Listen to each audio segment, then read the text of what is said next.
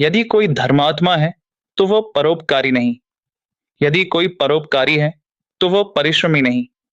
यदि कोई परिश्रमी है तो वह आत्मत्यागी नहीं। यदि कोई आत्मत्यागी है तो वह देशभक्त नहीं। यदि कोई देशभक्त है तो वह वेदों का भक्त नहीं। यदि कोई वेद भक्त है तो वह उदार नहीं। यदि कोई उदार है तो वह शुद्धाहारी नहीं। यदि कोई शुद्धाहारी है तो वह योद्धा नहीं। यदि कोई योद्धा है तो वह सरल नहीं। यदि कोई सरल है तो वह सुंदर नहीं। यदि कोई सुंदर है तो वह बलवान नहीं। यदि कोई बलवान है तो वह दयालु नहीं।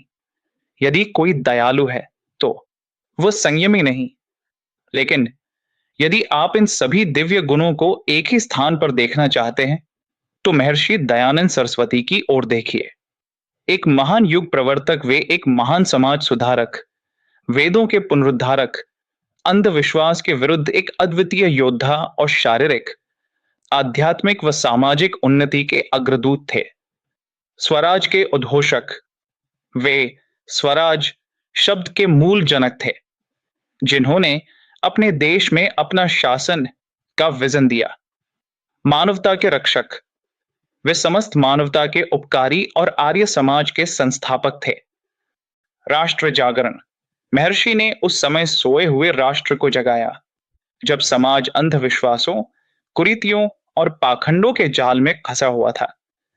सत्य को ग्रहण करने और असत्य को छोड़ने के लिए सर्वदा उद्यत रहना चाहिए।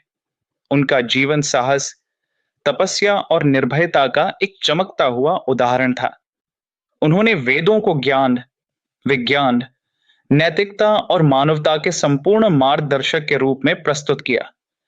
उन्होंने सिखाया कि वेद केवल पुस्तकें नहीं हैं, बल्कि समस्त मानव जाति के लिए ईश्वर द्वारा प्रदत्त ज्ञान का उपहार है।